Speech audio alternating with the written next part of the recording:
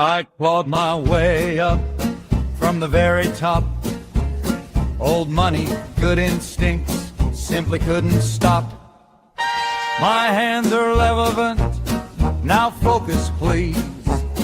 I run the country and the weeds. I tweet at Tuesday, but I buy on Monday morn. Oh, the perks of office, I was practically born to sign the order, watch the ticker climb.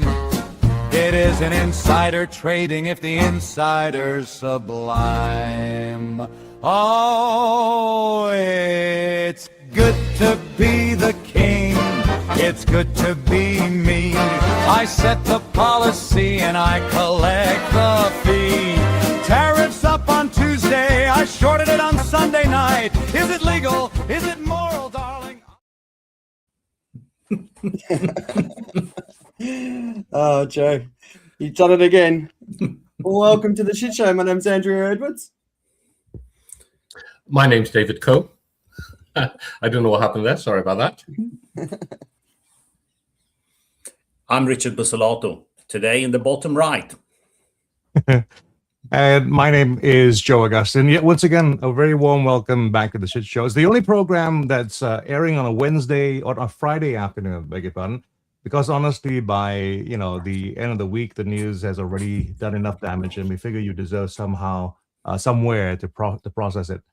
Today's episode is, shall we say, thematically rich. We've got Ebola, collapsing glaciers, a Super El Niño, humanitarian funding in free fall, and somewhere in there, an Olympics where the drug cheats still lost.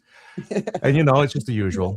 But before we get into all of that, we have a genuine privilege of speaking with someone who doesn't just read about the world going sideways. She actually shows up, rolls up her sleeves, and does something about it.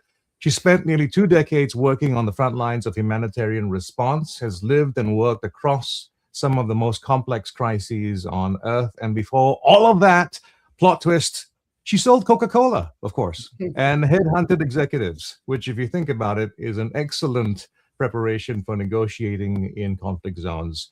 She currently serves as director of humanitarian strategy and delivery of one of the world's most recognized aid organizations. Today, though, she is absolutely categorically 100% not speaking on their behalf. These are her views, her insights, and frankly, her battle scars. She's a leader in this field, and at a moment when the world's most vulnerable people need champions more than ever. We are, shall we say, bloody lucky to have her on the show today. Ladies and gentlemen, Nicola Upham. I'm now embarrassed already. It's that Thailand sunshine. That was a very lovely introduction. Thanks, Joe. Slightly over-egged potentially, but very nice. No, but we wanted to re-emphasize you're not here to speak on behalf of Save the Children, just more share your experiences and observations of the field. So we wanted to make sure of that. So Nicola's one of my best mates from Thailand.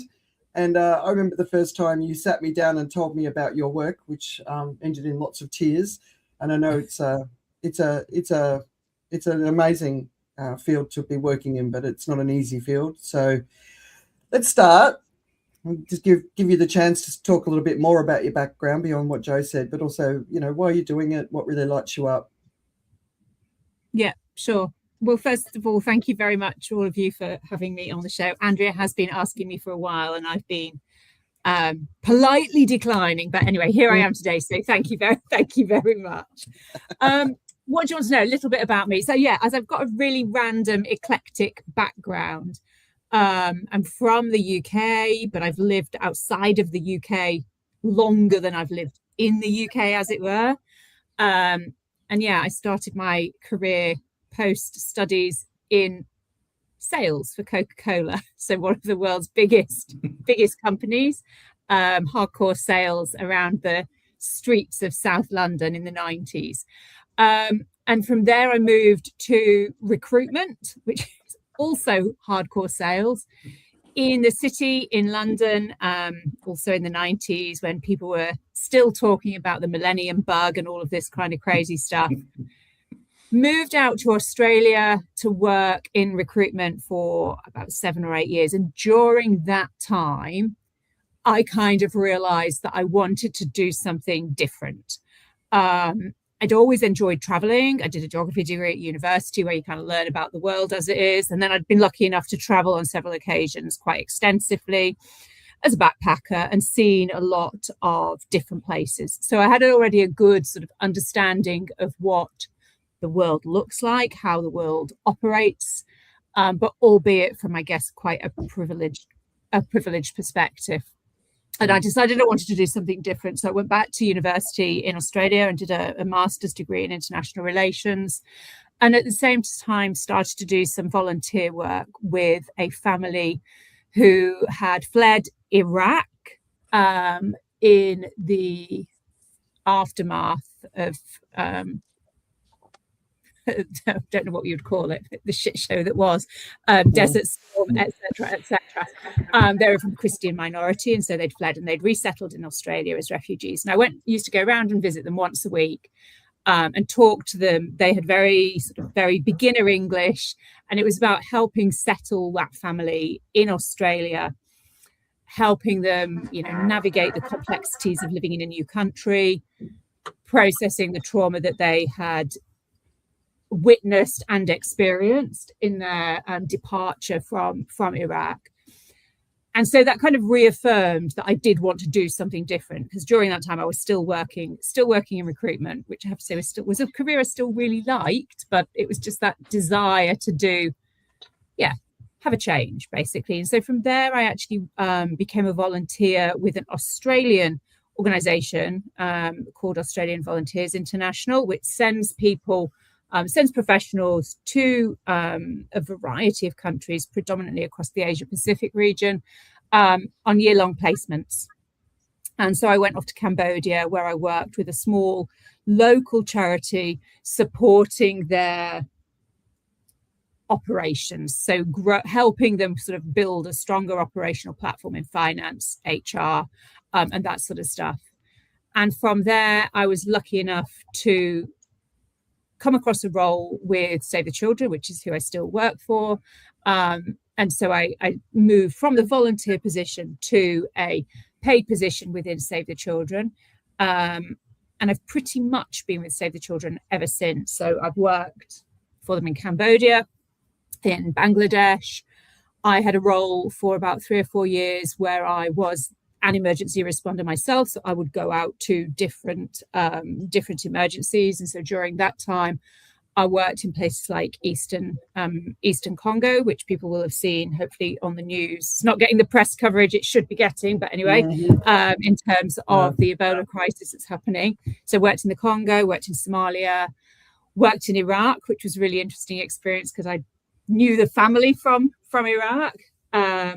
Where else? Vanuatu, worked on a cyclone response in Vanuatu. So a real varied group of different countries, and kind of I grew with the organization. And so now I run the team of those individuals that go out to responses all over the world on the front line, including a health unit that we send out to health crises wherever they are. So that's a little bit about me. I hope that's not too much info. Or too little. Perfect. Yeah, and you forgot to mention that you were in, I think it was Congo, in a refugee camp or a camp when you were pregnant with B, right? Say that bit again. You were pregnant with B. Was it in? Oh, it was in Congo? Sierra Leone. Yeah. No, Yeah, Sierra right. Leone. Sierra Leone. I went to Sierra Leone in 2012 when I was about 6 months pregnant, and it's one of the worst places in the world to be a mother. It's got terrible infant mortality, so lots and very high percentage of children die under the age of 5. But I decided I was going to go because I was like, well, there's no reason not to. I was fit, I was healthy, it was a relatively easy pregnancy, and women in Sierra Leone, they managed to work there. So I spent about 2 months in that country, traveled around a little bit, and a really amazing experience. Was looked after incredibly well by the team in the office, basically. Just had a really, really enjoyable non-stressful experience. Yeah, no, Came back in the Navy. yeah. No, well, as you guys will probably know, that's why admiration is one of my my things for Nicola. I love that, and it's what we certainly bonded over very quickly. But okay, so you've been working in the field for a couple of decades, and we are obviously paying attention to the news around what's going on. With everything that's going on, not just the funding, which we'll talk about separately, has it ever been so bad? Look, I mean, I guess the way I try and see it is bad, but I think if you're going to work in this sector, you have to work in it with a very positive mentality, because otherwise I think it would break you, to be honest with you. So I think it is incredibly bad at the moment for, you know, reasons that you've already mentioned. You've got the funding crisis, which was sort of kickstarted by the Trump administration and by the US withdrawing a lot of funding and closing down USAID. But that had a knock-on effect. So it's not just the American government that isn't funding. The funding has reduced globally. So there's that. There's obviously the climate crisis that's placing increasing stress on people on the margins, let's say.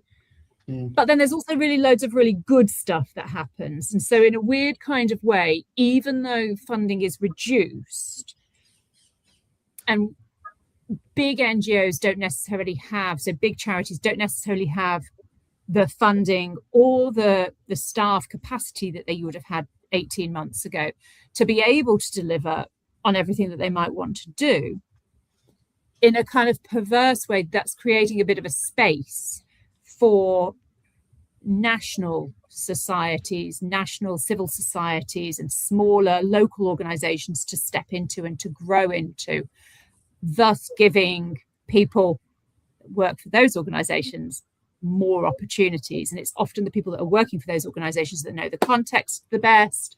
They know what needs to be done at a grassroots level. So yes, it's really tough, but there are some bright things that are happening as well. And so I think how I try to approach it is to keep that all in perspective, because otherwise it would be incredibly depressing to get up to go to work every day. Yeah. It reminds me Nick Kristoff and his wife Cheryl, I can't remember her surname, Half the Sky, and it talks about a lot of the local sort of work that's being done, which is often even more impactful. When you look at all the issues that we're facing in the world right now, and it's obviously war, climate change, food security, medical support, a lot of which has gone with the cuts. What are you seeing as the biggest issue that's happening in the world right now? I mean, I think that, right, maybe there's two things. The first thing is, I think a lot of the smaller crises get missed. So when funding becomes tight, sure enough, your big crises may still attract funding. But if we think about countries like Haiti or the Solomon Islands, or, you know, these smaller, you know, Haiti's one of the worst places in the world, the most difficult places in the world to be a child in terms of you know, access to education, nutrition, access to healthcare, but we never hear about Haiti on the international news, for example. And so one of my worries is that we get, as a sort of a global community, we focus too much on the big crises, and then lots of the little ones get completely missed. And actually, if you add up all of those little ones, they're bigger than that one big one. So it's sort of looking, how do we put that into perspective? And then I think the other key thing is, you know, it's migration, I would say. You know, when people are on the move, they are so much more vulnerable than they are when they are, you know, they're in one place. You know, kids get separated from their families. There's no access to education. There's the basic things that a human needs become much, much more challenging. And so there's, for example, I know that there's a massive caravan moving through Mexico at the moment, with several thousand people, walking on a daily basis. And the heat there is incredible. And so the dangers of that sort of being in that sort of environment and in that sort of context are sort of magnified. So yeah, they're the sorts of things that I think are particularly challenging at the moment. Yeah, it's so interesting, especially on the edge. I mean, when we think about it from the children's front, all of these extreme events that are happening around the world at the moment from a weather perspective or a climate perspective, kids can't go to school. If they're not getting educated, they can't move forward. And it's not just a week here, a week there. It's becoming big chunks of time, or the school gets washed away or that sort of stuff. And, that's long-term issues for a country when its children aren't being educated. So we were talking about the cuts, right? And we don't want to get political because I know you don't want to go there. But just look at the Ebola crisis.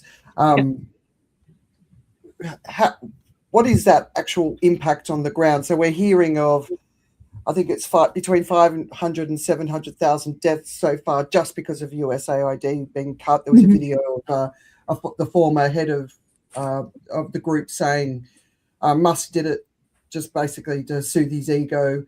It's like the thoughtlessness of it.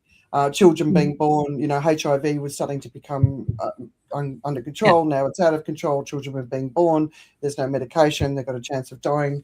Help people understand what these cuts, because I know the UK has really cut back. It's like all these countries that have gone out there and pillaged the global south have now taken all of their money and the responsibility away from the global south just at the time when they need it. And what's it like, for the people on the ground working to help, but also the people who are suffering?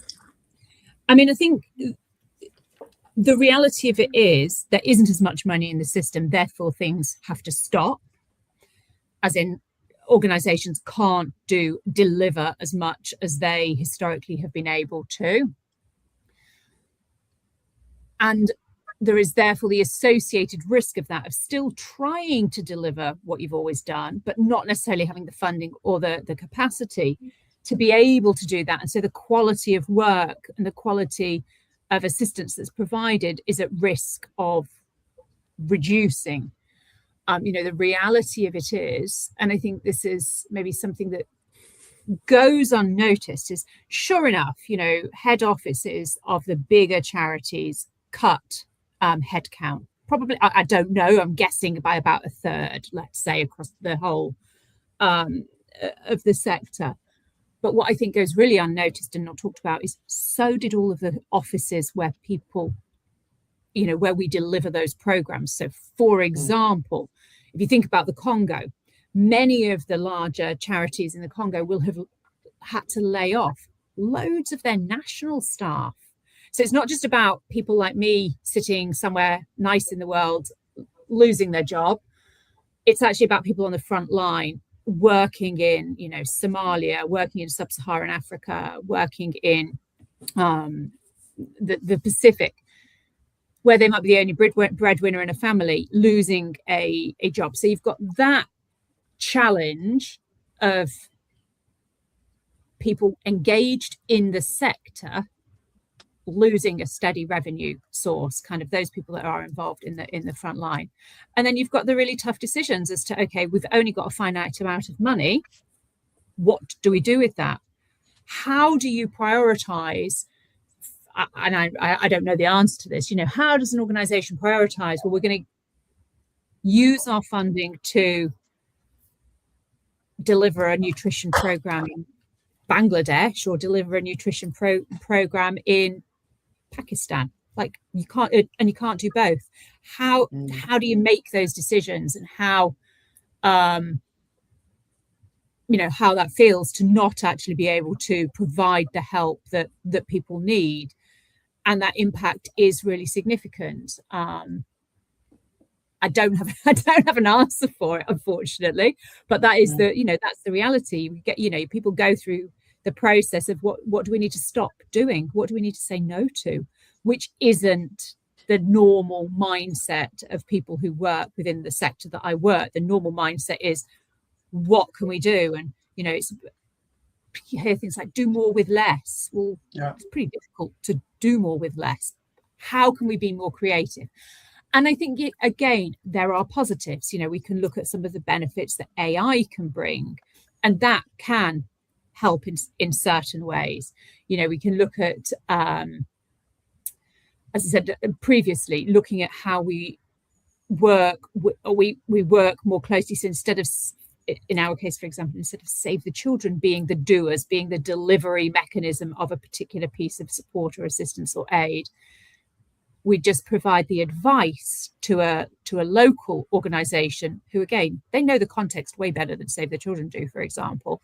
So how do we support? So it's about changing how we operate and changing the mindset maybe of how we operate to be able to step back more, which I personally think is a good thing to be doing, and empower those organizations and those individuals closer to where, you know, the work is happening. But the reality of it is the money isn't in the system. We can't do as much. That's the really plain and simple answer. It must be incredibly heartbreaking. I'm going to ask the guys to see if they have a question after this. But most people, if you don't know, Nicola's favourite country on the planet is the Congo. You'll have to tell us why. So we're obviously seeing this Ebola outbreak and some of the emergency sort of messaging that's coming out of health professionals around the world. Looks like there's big concern. One of the issues with this particular area of DRC is it hasn't had an Ebola outbreak before, which is why the people are reacting the way they are. They don't have the heritage and the history of dealing with Ebola. So, you know, we're seeing the tents getting blown up. So I know that you're not an expert on outbreaks like this, but based on what you're seeing and understanding, because I know your news feed is basically anything to do with humanitarian work, right? But based on what you're seeing, what do you think are the key issues that have gone wrong here? Why are we in the situation we're in? In DRC specifically? Just with this Ebola outbreak, yeah. Yeah. I mean, I don't know if we've actually gone, well, as I said, I don't know if we've gone wrong.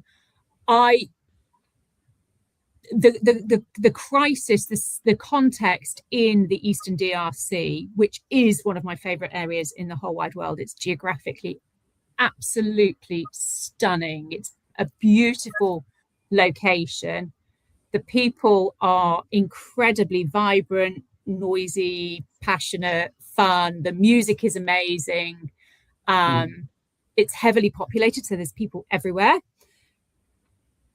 It's also one of the most challenging places, I think, anywhere in the world to live. It's continuously violent. There's not really a functioning.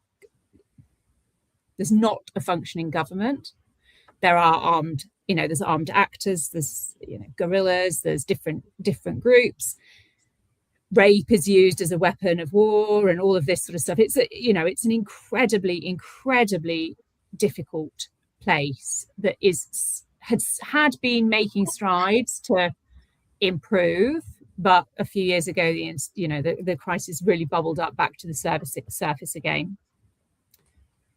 And so in that context, it's already incredibly challenging to deliver healthcare, to deliver education, to make sure kids have got enough, families have got enough food. There's very few job opportunities, etc. And so you've got that, and then now layered on top of that incredibly fragile context, you've got a thing like Ebola, which is not necessarily understood incredibly well, not just by people living there, but by us as well. And so you've got one of the most fragile contexts in the world now going to have to grapple with one of the most aggressive illnesses in the world, and how are they going to be able to do that? We're talking about a location where the roads aren't sealed, they're all dirt roads, but it's very mountainous, so the roads are single track dirt roads, where, you know, there's landslides, it rains a lot, it's the rainforest. It's an incredibly difficult landscape to move around in. It's also, there's a lot of very strongly held beliefs around health systems and this sort of stuff. There's a lot of traditional health work that happens. And so it's a really challenging environment to deliver any kind of aid, but particularly for something like an epidemic. I don't know if we're even calling it an epidemic at the moment, but, you know, something it's growing really fast. There's no vaccine for this strain of Ebola at the moment. And so it's going to be incredibly difficult to contain it, and that's ultimately what it's about. It's about trying to contain it. It's about trying to make sure it doesn't cross borders, and this type of thing, and not even just international borders, but provincial borders within the DRC. But it's a very porous region. People move between countries very, very frequently. Borders have now been closed, and this type of stuff. So it's a perfect storm of what you really don't want to be happening, because it's going to be incredibly difficult to do anything. You know, stuff has to get moved by air.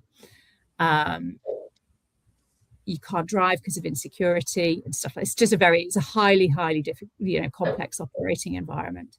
It still remains one of my favorite places in the world. And guys, got any questions so far? Trying to take it all in, to be perfectly honest, and sort of, I was well aware of the funding situation and how much worse it's become. But you're absolutely right that there are spots like Haiti, which I never mentioned. You know, you hear it the first 24 hours when the hurricane is hit, and then it just fades into the background. And That's awful. Yeah, and I guess it's got to do with some form of disaster fatigue, bad news fatigue, that people just don't want to hear the same story repeated. Doesn't make it, you know, any less valid, but that's, I think, is the case. Yeah, I saw Joe's ears pick up when AI was mentioned. Joe, do you want to? Are you curious how AI is being used? Not terribly. I mean, it's in every single conversation, basically. I think it just comes up. And I think that, like a lot of things, actually, it really isn't fully embraced and fully utilized in the right direction. We'll come back to it, I'm sure, later when we speak about the Pope's encyclical. What I was actually very much curious about, and you know, this is how the comedian's mind goes about things. I was listening to you, Nicola, describing the circumstances and the situations. And wondering what's wrong with you. You keep going into these places. It's, you know, but when you described about this thing about having your child there, you actually said, like, you know, the local women seem to cope, and I thought, well, hang on, you just said that the mortality rates were low, so the statistical proof was there that it really wasn't working out for them. But you seem to have that running to the fire kind of mentality. Is it to do with Coca-Cola by any chance? I don't know. I can't remember what it is, but there's something about mercenaries, misfits, and something else. Of the people that work in, I don't know if I fall into the misfit category, that work in the sector. I mean, it's a strange one, because it gives you. I've always been interested in travel, so as I said at the beginning, I've seen lots of the world as a young backpacker through very sort of naive, privileged eyes, and working in. And so for me, one of the, in weird kind of ways, benefits of working in this sector is you get to experience and you get to meet people and you get to see places that you never normally would get to see. And so that, I think that gives you a very different take on how the whole world is, rather than what the world that tourists, backpackers, sort of general population would see. And some of the most incredible people that I've worked with have come from some of the most challenging contexts that I've worked in. And I think that those sorts of things are the positive things that you get to experience. It's clearly it's not a job. It's not a job for everybody. And we've been lucky. I've been lucky. We've had good support mechanisms within the organization that I work for, and also from friends.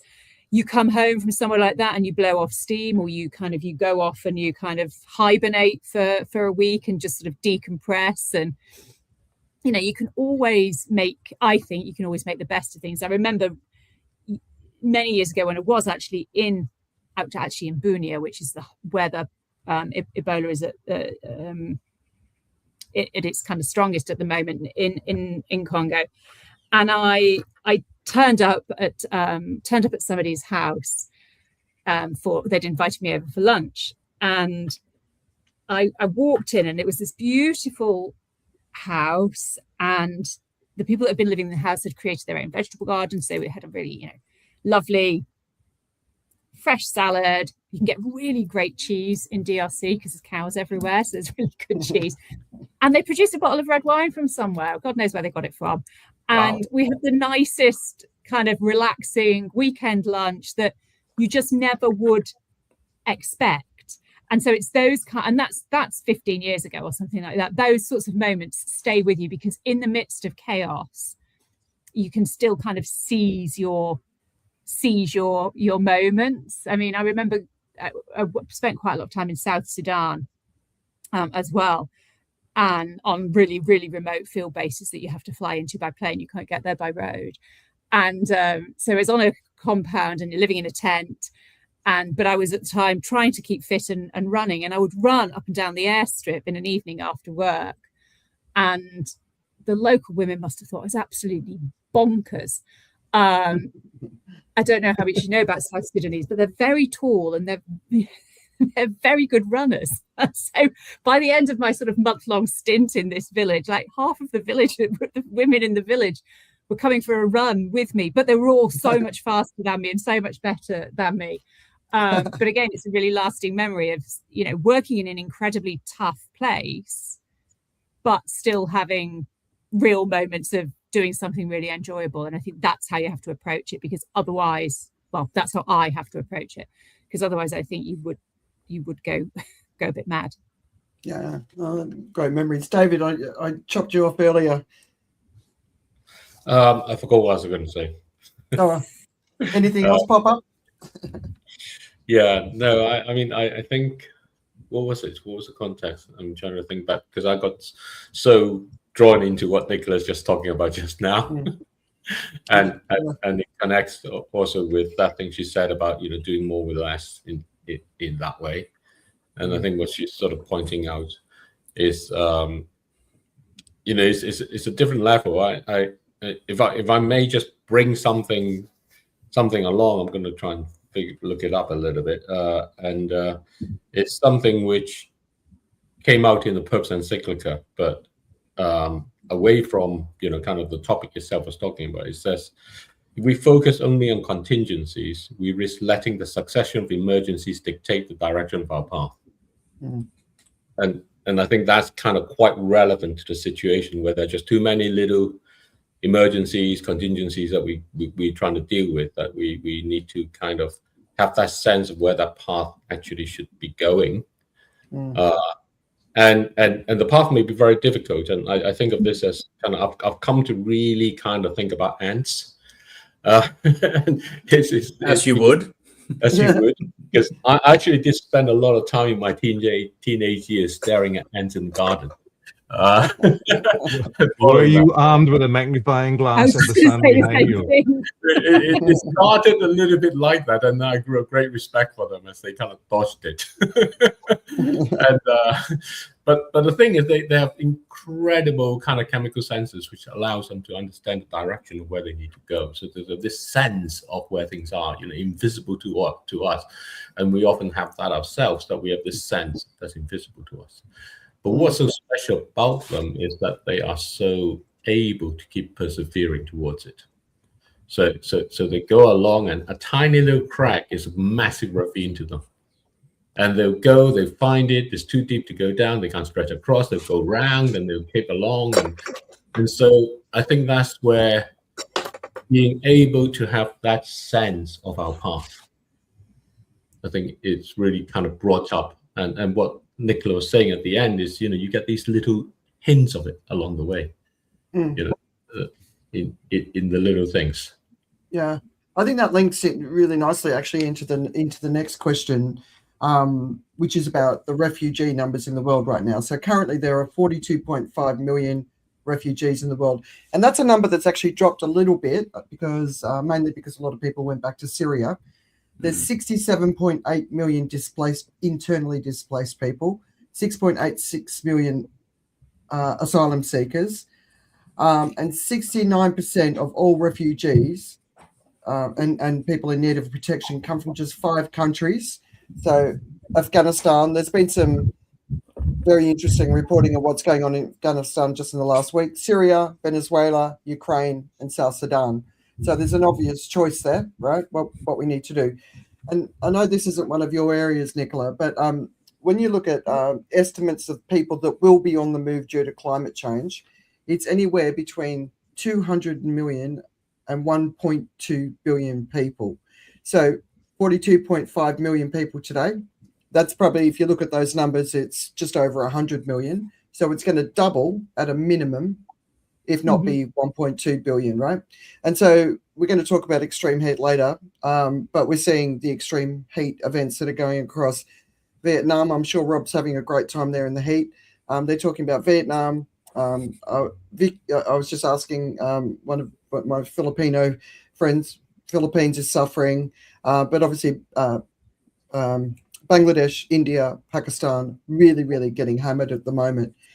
So when you think of David's analogy about the ants, about preparing for that long term, is there a conversation that's happening? Is there, because I mean, the world's not coping with what we've got at the moment. It's creating so many problems. We've got far right rising because of this, because of refugees and immigration. So what's that conversation like? I'm sure the awareness is there, but what's the conversation like as far as preparation goes? Yeah, sure. So I think this is something, and it's not my area of expertise, because my work is focused on when the shit hits the fan, what do you do? Not the preparedness. But however, what I would say is in the 15 years that I've been in the sector, that has changed a lot. And so big organizations, and maybe I can only speak for large organizations because that's what I know. So I don't know about smaller organizations, but I would anticipate they're probably better at it than the big organizations. Big organizations now generally have teams that look at sort of context analysis and foresight. So thinking about what's going to happen, scenario planning for what's happening. Maybe it could be 4 weeks into the future, or it could be multiple years into the future. And then there's a whole kind of stream of work around anticipatory action. So that's looking at, for example, thinking about El Niño, and climate's not my area either. I make it sound like I've got no area. My area is emergency response across all of the areas. Anticipatory action is thinking about what's going to happen, basically using that analysis, using that contextual analysis to plan and make preparations for events that may or may not, and what is the probability of those events happening in the future. And that can be, for example, if you break that down to something that's happening at a school level, that might be having conversations with kids in Pakistan, and I'm making this up. This is not something that children necessarily does, but I'm imagining you could be having conversations with kids in schools in Pakistan or in India, or in a country that is prone to that really raging summer heat, about what they need to do to stay safe during those periods of time. And so you bring it back down to a real sort of on the ground grassroots level. So we've big organizations have both ends of the spectrum. They have that foresight analysis and contextual analysis. Then they have the anticipatory action, so anticipating what you would do. And then you have the preparedness component. So that might be pre-positioning stock, for example. It might be pre-positioning, pre-positioning materials that will help during, for example, a heat wave.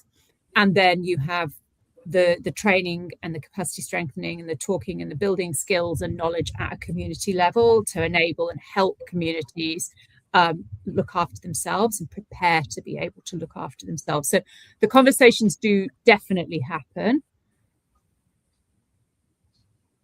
but I think they maybe,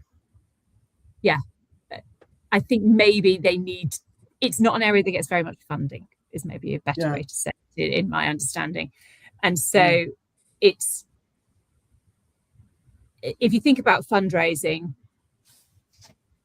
somebody said it about donor fatigue, and it was about Haiti, not necessarily giving to governments or individuals, giving to those kind of crises.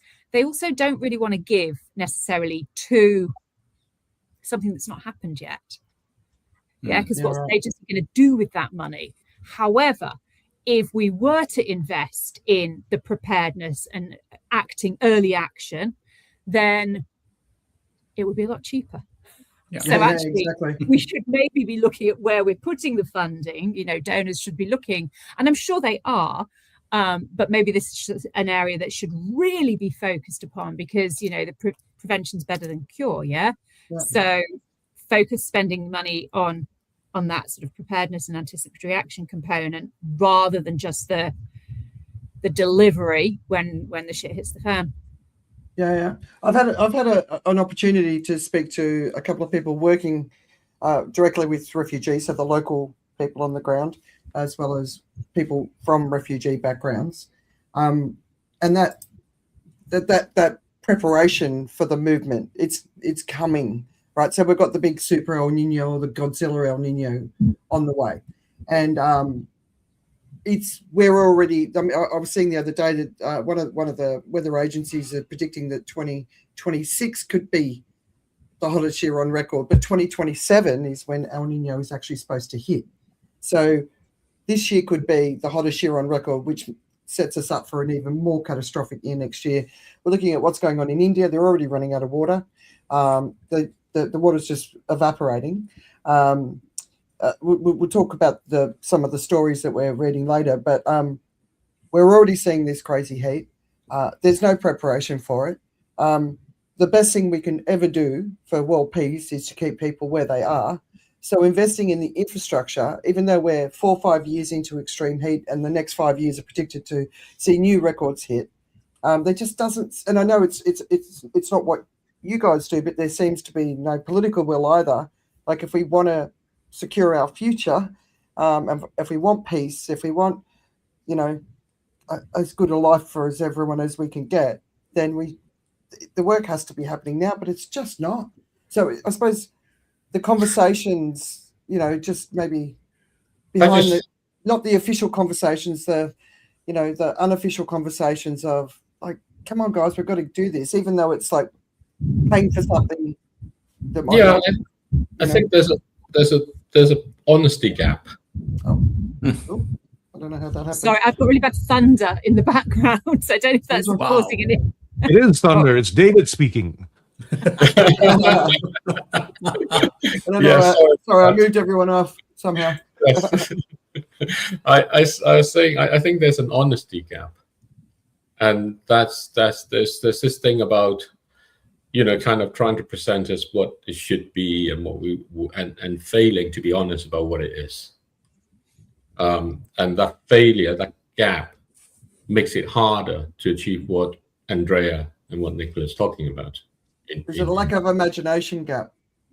No, it's not a lack of imagination. It's overemphasis on how the world is. I just saw this thing on this video made by FT about Suriname, which is the new budding petrol state, and they interview all these people from the ministries, from the indigenous people there, from people live deep in the rainforest and all the rest, and they all basically say how, as they become the country with the highest wealth per capita, which is what will happen with the oil extraction, they'll all be really nice people. They will be the best rich people you ever see in the world. And so there's all this sort of presentation of how it will all be fine. Well, we're all perfect because we, of course, are better than everyone else, and we would never be like those other bad rich people. And the reality is that, as Nicholas saying, it's no money. That's dwindling along. The reality is the hardships and the constraints are getting harder, and the reality is we don't actually accept it, which is what Andrea is talking about. We are not actually accepting that's the reality. What's happening is we're actually throwing ourselves to say the reality needs to be that, but we have to start from where it is. I mean, a lot of what Andrea is talking about is kind of very harsh. This is the reality. I mean, she lives through all that, but the rest of the media and everything else. I was having a conversation yesterday with a friend, and we were talking along about sort of toxic politics and stuff, and he was saying, look, he really sees the media as having a large role in this. It's not just about allowing items to slip out of the news. It's the focus on things that really should be giving air to. There's so many things that are going on that actually touches our lives, are relevant to our lives, than a lot of the rhetorics and kind of toxic banter that goes on that gets reported about. Yeah. But yeah, so what's it look like on the inside? Those behind doors, closed conversations. Can you hear us, Nicola? Yeah, say that again, Andrea. Yeah, those behind doors conversations. What are they like? I mean, you guys. I don't think anyone's more realistic than people that work in your field. Yeah. They don't pretend everything's perfect and rosy. They just do everything they can to make things work. So, looking at what we've got coming up versus what people are willing to fund and governments are willing to fund. How do you guys think about that? How do you talk about that? I mean, I think that it's last year was a reality check for the whole sector. Funding had been declined, but funding had been declining, and and I think that it has given rise and it has given opportunity and space for different sorts of conversations in terms of how to do things. So it's not about necessarily what we would call direct delivery. So that's not an aid organization like Save the Children or like Oxfam or World Vision, one of these big organizations actually going to places and actually delivering aid, as it were. It should. A lot of the conversations are around what's being being called as shifting the power. So that's moving the power from organizations like Save the Children and shifting it to where it should be, which is kind of on the front line with people in particular, where people live. Yeah. And so that's happening. And I think, and that's gaining momentum. And I think there's a massive argument to say that we're too late in doing that. We've started it too late. But it is a step, a big, important step in the right direction. And I think that has been expedited by the funding crisis. It's kind of, which isn't necessarily the right reason to be doing it. But hopefully the end result can be a positive result, because there's much more, as an outcome, there'll be much more agency and much more, the power will have been shifted from northern NGOs like Save the Children or Oxfam or whoever to, civil society organizations. Yeah, and so you see that in certain contexts where there are certain contexts in the world where large organizations either find it very difficult to operate or aren't allowed to operate, or there are access issues, so can't operate safely. And so it's always incredible to see in those locations what can actually be done and is being done by smaller local organizations, not even formal organizations in lots of contexts. So yeah, I don't know if that quite answers the question, but hopefully... no, I think it's a really positive one we've got here. So but they can fund wars instead, of course. We're always money for wars. Okay, so I know that you're actually quite busy at the moment, so I figure is the mood within the organization. So it sounds like there's I'll give you a break off the main screen. So it sounds like there's been a bit of a rethinking, which is not necessarily seen as a negative thing, and potentially the future could be your roles change to be advocates for the people on the ground acting locally, as well as supporting them, but being also advocates to governments and to philanthropists and people who could potentially support, right? So that education role, but advocacy as well, I think, is an important one. So that sounds like a positive, and from everything I've read in our conversations, I think that's it's a good move. But for you personally, and for your team, it must be hard doing the work you're doing anyway. And you were talking how you had some fun. By the way, Nicola's very tall, so if she's saying the Somali girls are tall, they must be giants. Or Sudanese, sorry. But yeah, so how do you keep going? How do you keep your sort of energy levels up as you move forward, looking into a more bleak future? Gin and tonic, white wine. I know that's true. Because I think I find it on a personal level still relatively easy to see the small good things. So the little changes that people can make, or, the little bits of impact that either I can have or my team can have, or I think it's really important to hold on to those and to then try to amplify them and build from them, rather than looking at, I would see it kind of going up, like, you start very, very small and grow from there, rather than trying to look at the really big picture and then filter down from there, because I think that would be incredibly challenging, because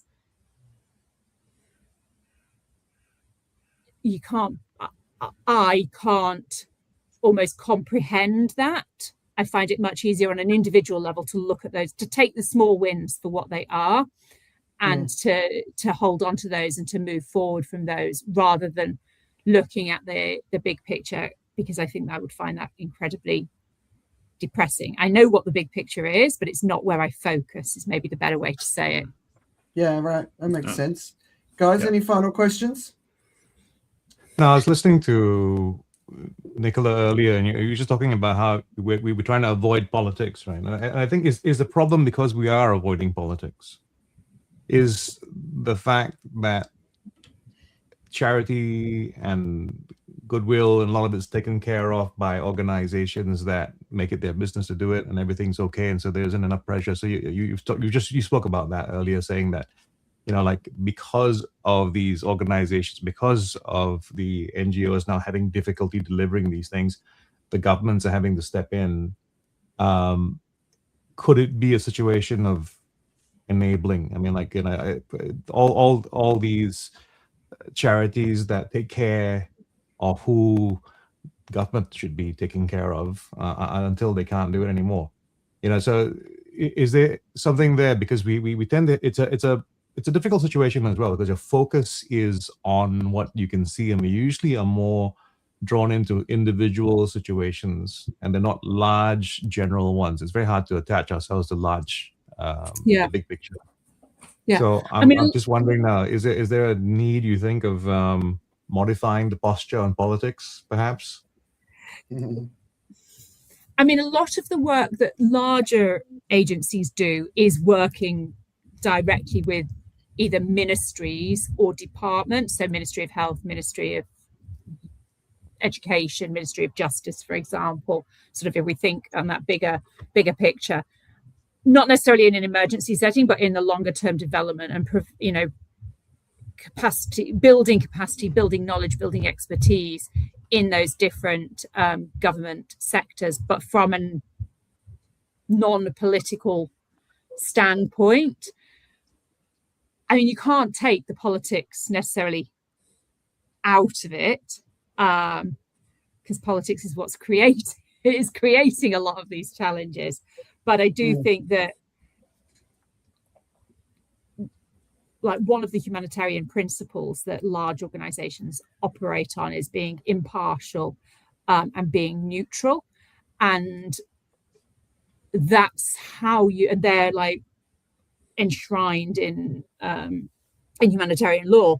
And that's how I think you have to act. You can't, and you can look at that on a really simplistic term, like you can't just help one side in something, because even though there may be a very clear right and wrong, and I can think of certain instances where we see that very evidently in the world right now, there may be a right and wrong. Andrew knows exactly what I'm talking about. Yes, I do.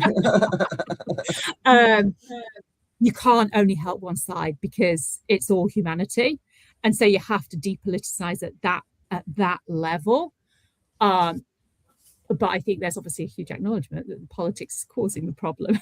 So I don't have an answer, but from a principled perspective, organizations like the one I work for have to remain, as I said, neutral and impartial, because otherwise we couldn't operate. Basically, you can't take sides. I think really what is sort of saying is, you know, there's party politics and there is the body politic in that way, and this clearly is part of a body politic, and there's no way to avoid that. But party politics is something which doesn't necessarily help. Yeah. Yeah.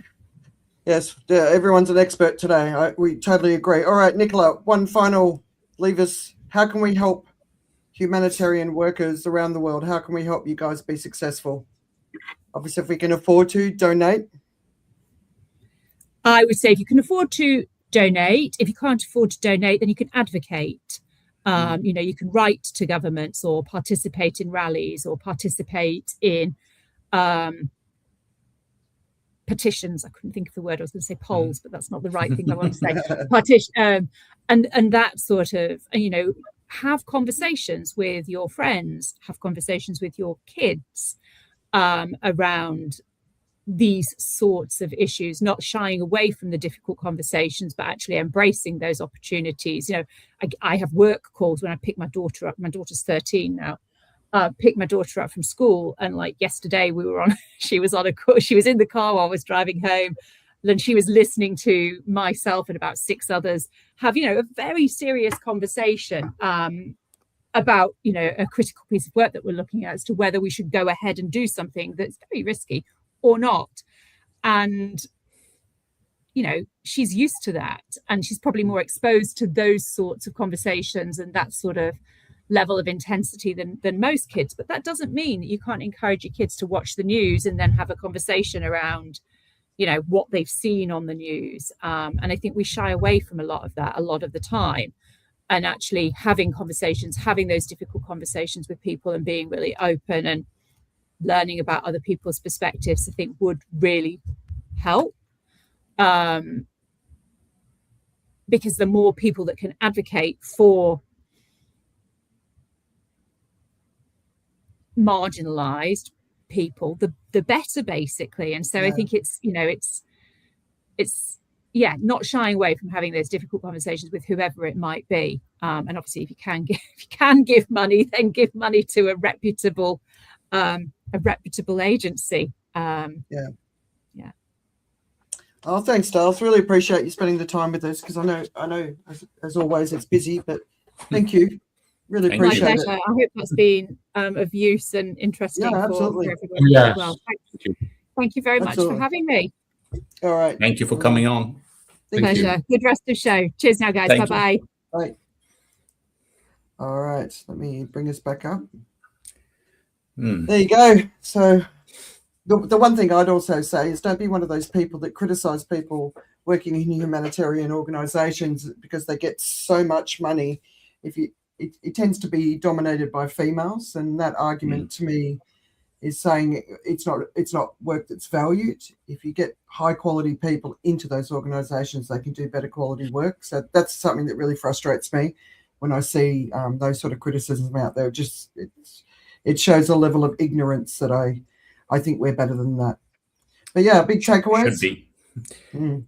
Yeah, I mean, lots of them. One thing that becomes crystal clear when you look at where they operate, and you mentioned it with your numbers, where you have the huge amounts of refugees, is basically you should avoid war at all costs. That's a pretty simple conclusion. Yeah, especially look at those top 5, right? Yeah, it's like, and I think people are, even policymakers are very aware of that, possibly too much aware of that. Because if you look at the kind of disconnect you have, particularly between US foreign policy and European foreign policy, because ultimately they are the bigger donors in the world. Yes, there are a few richer Asian countries, but the rich countries in the world are basically North America and Europe. European foreign policy with regard to all these aspects is totally centered to how can we avoid refugees coming? Because if refugees come, we're done as a society, as a political system. It's totally centered to how Europe operates, votes on these resolutions that are being presented, and projects its fairly limited power, but still. US has a completely different approach because they only have one land border with refugees, and they're intent on building a wall that already is there for large intents and purposes. And they can kind of control it in a way that Europe cannot. Also because up till now, they haven't really focused on the Canadian border. If that was to become an issue, then I think US finds itself in a different situation. But it's very hard to see that happening near term. For Europe, it's an enormous, unpoliceable, uncontrollable border. You have the whole Mediterranean. That is basically an open way into Europe at the moment. So European policy is completely centered on avoiding refugees at all costs. And that means, while it might short-term avoid wars, etc., it also forces Europe into making some really crappy decisions with regard to strategic outcomes. Because they are so centered on the near-term effect of we need to stop refugees coming. Oh, yeah, and we do need to, because of the far right is rising because of it. But are they doing anything to invest in keeping people where they are, or are they just trying to keep them out? Because that's the thing, right? Everybody's trying to keep them out. I mean, this is a whole different scale between, investing to I think the term isn't investing in to keep people where they are. The term should be investing so that people do not feel the need to be able to have to move. I think that's a very different thing. Yes. I think there's definitely a certain degree of trying to keep people where they are, but there's far more spent on just. A friend of mine in Italy was talking about how the Italian governments are basically going out and are criminalizing people who help refugees in their boats who are sinking off the Mediterranean on their ships. So it's a bit like if you're running a marathon, right? You're coming towards the end, and and you're staggering away, and someone comes along and gives you a hand, then you're disqualified, basically. And you may be the first guy, but now you deem not to have finished the race.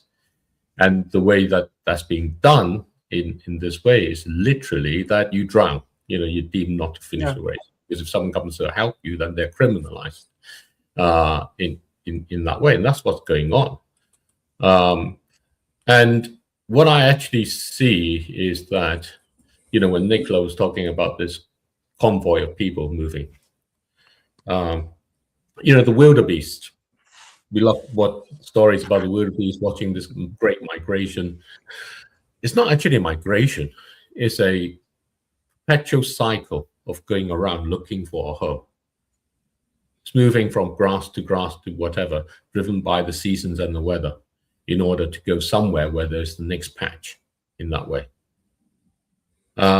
And refugees are turning into that, because everywhere is trying to close their borders and doing that. But they are going to gather more and more, and they're going to be moving, and they're going to be moving together because they will have that sort of security in numbers and all the rest of it. And you're going to have this huge population that's a migrant population. And I don't know, maybe with climate change and everything else, that, you know, people, there have been nomadic populations in the past. We don't think of it that way. You know, this is we're moving back towards that, and the refugees are somewhat leading in that way. You're not I think it's good to remember. I do think it's good to remember that nobody wants to leave their home. Nobody wants, and that's the thing that I think a lot of people miss. They don't want to be on your border trying to get in. Nobody wants to do that. And some of that ugly sort of rhetoric towards refugees, I don't think it really. I mean, especially because the majority of them are women and children. You know, it's a terrible existence for people. I think of the women living in the camps and the children living in the camps across Europe during those freezing winters. You know, and there's nothing for them. There's nothing for them, and it's just If we're being honest, I mean, let me give you a specific example here. You know, so if we're being honest, so I'm in conversation with some people in Naki Valley. I mean, you know, some people in one or two kind of thing, right? So this is a 180,000 refugee camp with people from 8 countries in Africa. Is in Uganda. They come from the DRC, what Nicola was talking about. They come all the way from kind of Sudan, Somalia, and all the regions around that you think where people are migrating along. And the aid budgets being cut basically means that the services that they've relied on is diminished. But there is actually another problem, which is that the aid budget has become a rentier economy. 180,000 people, but they don't have much of an economy in the sense that it's all been about how you qualify in the way that aid wants to think about as beneficial. And a lot of those are kind of contingencies about how you get people in those situations. It's very directed. I had a conversation before. There's some snippet of conversation about how, you know, the area, there are places where they can farm is far away, is by an hour's walk away, and how, you know, you can't carry things along. And I was saying, well, you know, for me as an Asian, the obvious thing is you just have 5 people of your friends, and you just take turn carrying it. You carry it, you know, kind of like it was like, you know, 5-10 kilometers away. You carry 2 kilometers each, or there's 20 of you or whatever. You carry a kilometer or whatever each, and you pass it on. And you can do that with people, with goods, or whatever it is, and you just charge a certain amount and you share it. But that kind of commerce or entrepreneurship isn't spontaneous. It's not that they're not able to, it's because there is that sort of thing about the fact that, you know, but they will talk to you about how they train people into entrepreneurship in terms of monitoring, in terms of measuring performance KPIs and those sort of things, which is completely different mentality in that way. And, you know, how the SDGs and these are the things that we promote. But you go to anywhere in Asia, fuck the SDGs. Yeah, exactly. Survival. Yeah. I'm going to do what I can to make my life better. Yeah. I'm chopping down the forest because we need firewood rather, you know, it's... And there's an element where you actually need that kind of sense, and to connect that sense into how you and your neighbors are together. Yeah. And that independence can easily be corroded, because a lot of these things become a rentier economy. And, you know, a rentier economy is one that collects rent, and the rent you collect is development aid. Yeah. Yeah. All right. So, big topic. I might actually see if I might see if I can get Auja Aaron on, who works with Ugandan refugee camps. I've interviewed him probably a good 1.5, 2 years ago now. So I might see if I can get him back on. Or was he on Climate Courage with us? Do you remember? I don't remember you guys being there. I don't remember. No. Yeah, and he was Doesn't ring a talking bell. really talking about it from the perspective, Uganda is one of the most welcoming countries in the world for refugees, and it's incredible what they're doing. And now, of course, you've got the border closed now with DRC, and so it's it's pretty challenging. So I just want to mention a couple of articles or news stories that made me smile and get your reactions to them. So the first Joe mentioned in the introduction was they held the first sorry, I can't remember what it was called, the Enhanced Olympics, right? So Enhanced Games. Enhanced Games, sorry. And it's backed by Peter Thiel, the ultimate nerd rag, who's apparently in Argentina talking about the Antichrist, and another fellow billionaire biohacker, Christian Angermayer. I haven't come across him, I'm sure you have. And so the idea is you could take stimulants, growth hormones, and peptides. And honestly, so I used to do bodybuilding, and steroids were becoming part of the story, right?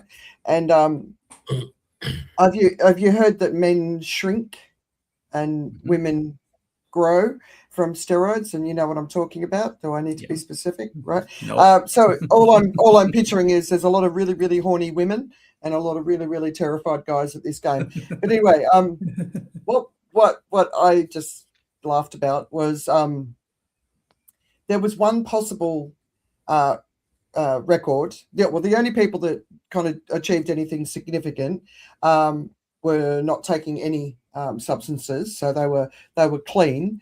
But there was a Greek athlete who beat an Australian swimmer's record, 50-meter freestyle, by a mere 0.07 seconds. And they were taking supplements, but they were also wearing a swimming suit that was banned back like at the beginning of this century. So I just thought it was really funny.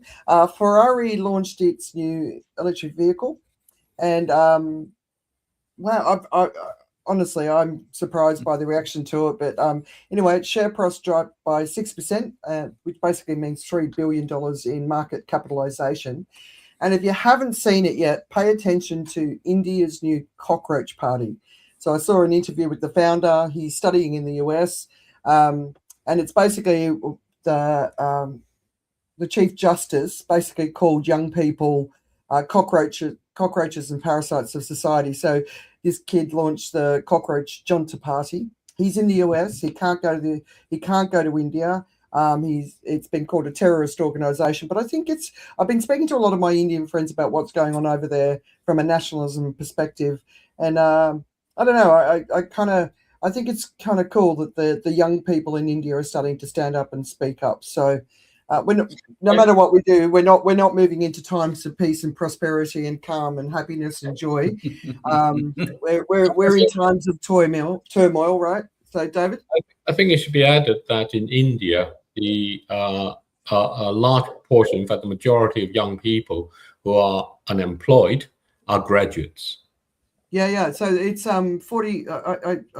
Just by memory, it's 40% kids age 15 to 25, and then 25 to 40, it's like 20-something, 25%. So if you think of the Great Depression, that was between 20 and 30% unemployment. So these are massive, massive numbers. And the point is that they are graduates. Yeah, exactly. Graduates who are the unemployed. So you have landed your family with massive debt. Yeah. And there's no opportunity, and the doors are closing. You go elsewhere, right? Yeah. So, David, while we've got you here, as our most devout Catholic, I'm presuming, yes. Am I right? Yes, certainly amongst this crowd. Yeah. Magnifica Humanitas. So yes. The Pope released it this week. It's gotten a lot of attention. I know you're still reading it. I haven't read it yet. I was sort of going to try and do it on Sunday. What are your thoughts?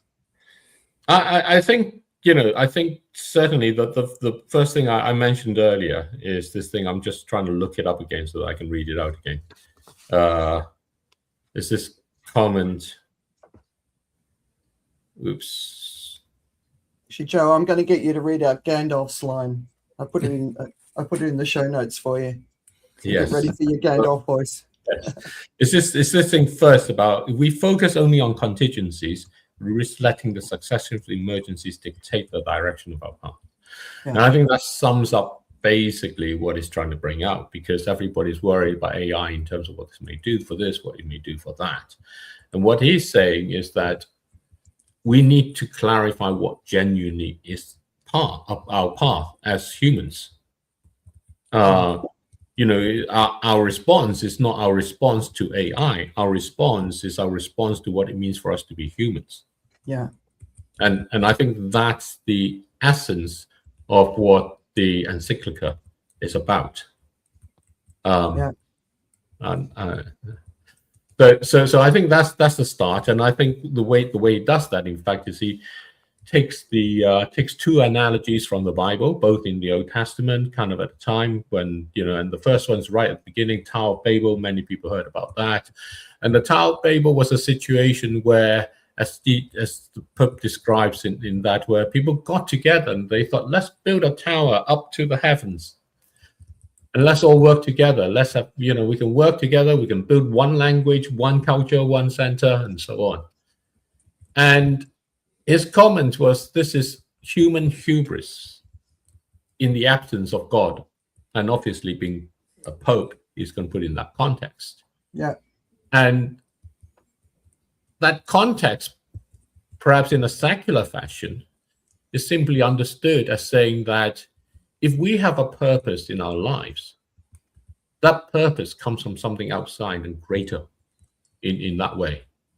And by fulfilling that purpose, we become integral to that which is greater in that sense. So we don't start from us creating that, is that we respond to it. It's a bit like the ant thing that I talked about earlier. The sense that we're trying to do something, we feel it in that way. And so the Pope takes that to say, you know, when we're trying to create this universe, when we're trying to use AI to solve all our problems and say how it will do all those things, we're actually ignoring what we're called fundamentally. That's what it means to be human, what it means to have connections and dignity of humanity in that way. And he gives the other example of a passage in the Bible that I'm not particularly familiar with. It was about how they were rebuilding the wall in Jerusalem. And the guy who was leading this went along and gave each section to different people and says, you know, do that how you will, do that how you will. And they worked together in that way in completing this great wall in that sense. And the essence there is that the wall is built by people working together in their own way, out of their own actions, not by some prescription about how we govern it. And to that extent, what he's talking about is the fanaticism about how we govern AI. You can't govern it. It has to come from the people and how we are and how we respond and how we are. And that ultimately comes from first understanding what we are ourselves. So those, I would say that's what for me is about, is talking about that. And I haven't, you know, finished reading it yet, so I have a bit more reading to do. Yeah. And Gandalf, I'm trying to find a bit about Gandalf. At the top, I thought we could get a Joe quote. Would you like me to do it? Yeah, of course. Before I get to Gandalf, though, I was just thinking about the whole Tower of Babel thing, because the Tower of Babel was referenced, and unfortunately for me, I saw the other side of it, because, you know, if you think about the story of the Tower of Babel, what came out of it is supposed to be what was great about the world too, as in like the many languages. You know, if you look at the whole thing as software, it was really a new program that was run to create all kinds of different languages so that they wouldn't be the kind of communication that would happen anyway. But that's, again, like the comedian's mind in me. But would you like to have Gandalf's quote from the whole thing? Sure. Okay, I'll do my best. Here we go. It is not our part to master all the tides of the world, but to do what it is in us for the succor of those years wherein we are set, uprooting the evil in the fields that we know, so that those who live after may have clean earth to till. Nice. I knew you Impressive. could do it. Yeah. I shall speak this way for the rest of the show. finger to the mouth as well. I found it. I haven't had a chance to read it, but I've been reading a lot of people's takes on it, and one of the most interesting takes, and I can include it here as a link, was it wasn't conclusive. It encouraged us to think, and that it's left the door open to thought rather than being sort of. It didn't offer all the answers. It didn't even try to offer all the answers. It just asked the questions. It's sort of, you were talking about the Tower of Babel, and that's AI as a pivotal challenge. But he's saying technology is not neutral. Private power is dangerous. And we're hearing all about the tech oligarchy and all that sort of stuff. And human dignity is non-negotiable. That's sort of at the sort of core of it. So, and then you look at what's going on around the US in particular, around the AI data centers, and we'll move on to that. But I don't know. I liked that aspect to it, that it's asking the questions that need to be asked right now. Richard, did you have a chance to have any thoughts on it? I always have thoughts. It's an important document because it's produced by serious people expressing, pretty serious views. It highlights something we have often spoken about here on the show, and it's like when a crisis hits and people come under pressure, the natural response is to look after your own. And it's very much a key message in the report. You are going to see domestication of energy production on a scale we've never seen before in the name of energy security. Just like countries will refuse to export food, refusal to export energy could come next, because ultimately your government in a democracy has been elected by your people, not other nations' people.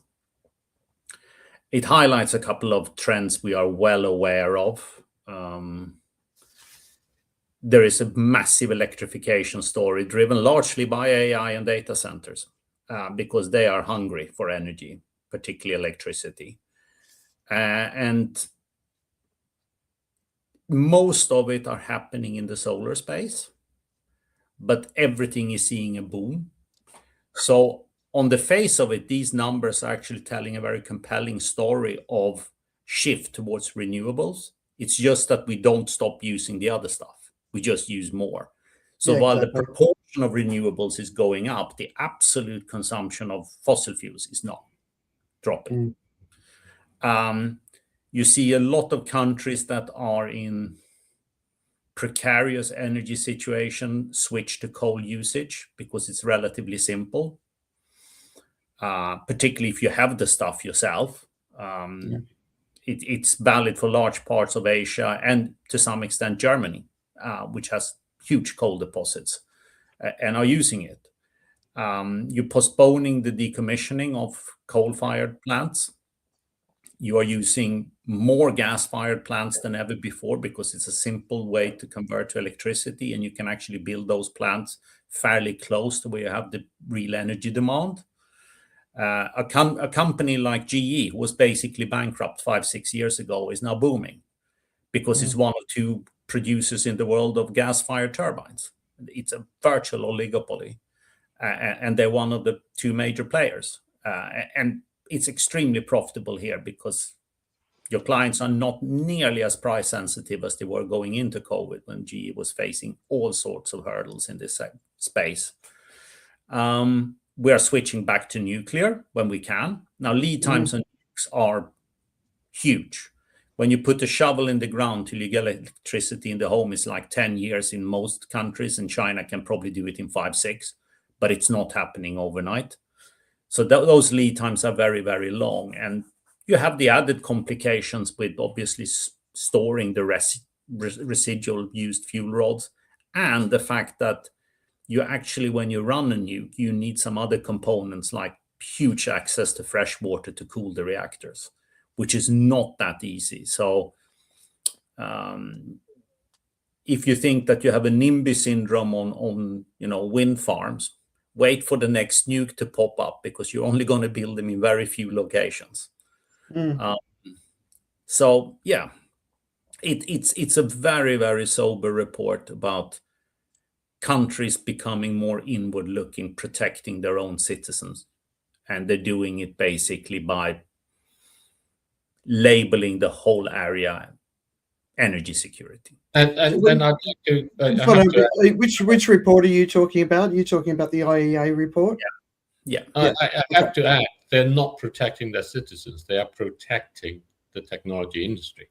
Absolutely. The two are very different. In the name of protecting their citizens, they're protecting the technology industry. Absolutely. So I just want to qualify that part there. And as for kind of the renewables don't come without fossil fuels. No, you don't scrape mine for or deep mine for your cobalt without a hell of a lot of diesel being used. Yeah, so that will always maintain that. You don't scrape the bottom of the sea and for all those kind of critical minerals as such. So effectively, you are going to see a massive colonialism. Yeah, so I just wanted we skipped ahead to the IEA report, which I've just included here. But I wanted to come back to AI specifically following the encyclical. Yeah. So obviously we're seeing huge protests emerging in the UK, in the US. Yeah. What concerns me is there's a lot of this stuff going on in other countries where people might not necessarily have the power to protest. But US law enforcement warns of anti-tech extremism. So it's kind of like adding Antifa, right? But basically AI hatred is growing and it's having a massive impact. And what's the name? The lady that Julia Roberts played, Ellen, in that movie. Erin Brockovich. Erin Brockovich, right? So she's put together a map of data centers, and basically what's happening is people are starting to realize how widespread they are and how they're everyone and that is being impacted by them, and that's actually contributing to it. But the other thing that really sort of stuck with me this week, and I mean, Joe, you can talk about this or something else, is I first saw it as a social media post where Microsoft basically is, by the end of this month, we'll be getting rid of Claude Code, which everyone's raving about, because the bills are just running up. Uber's CEO is basically talking about it. It's called token maxing, where it's actually starting to cost more to use AI than it is to actually hire people. So for me personally, using AI, right, when I'm building something substantial, it's very quick how the money that it goes into the background, it adds up very, very quickly. And if you're just on DeepSeek or ChatGPT just asking questions, you're not going to see this. But if you're actually doing something a lot more complicated, it really, the money racks up fast. So I'm not surprised to see this. But Joe, I mean, the energy is rising. We've got the Pope talking about it, and we've got businesses talking about it. We've got law enforcement, talking about it. What's your take of what's been going on? Just butting in 1 sec. This is super important, and people do not realize it in full, is that while the bills are piling up for the people that are extensive users of AI, it's still super cheap, right? Because you are not pushing over all the costs on the consumer yet, because you are still in the process of basically hooking people on the drug. So the guys that are building out the data centers, the models, they are still bleeding money in the space because they are effectively subsidizing your use. Yeah. And that's a scary thought, right? Yeah, it is. And what it makes me think, Richard, it's interesting, and it's something I want to warn people in my community about, is I'm seeing how quickly the costs can add up, but I know that this is the year to do it, because next year we're probably going to start to see how much it truly costs. Yep. However, if you build a lot of stuff that sits on AI, then in the future your costs could be practically unaffordable. But once you built it, like if you build your website on AI, which I've been encouraged to do, then I've got a website on AI which might cost me a hell of a lot more than I'm currently paying right now. I don't know, Joe. What are your thoughts? Because you pay much more attention than I do. I'd like to keep on speaking this way now. Of course. I think if you look at the way AI has been utilized in the workplace, what actually it is become a very lazy way of doing things. So the moves by Microsoft as well as Uber, that's a lot to do with the pace of developing when you don't have to pay for things, right? When you have a license and you're just using tokens freely.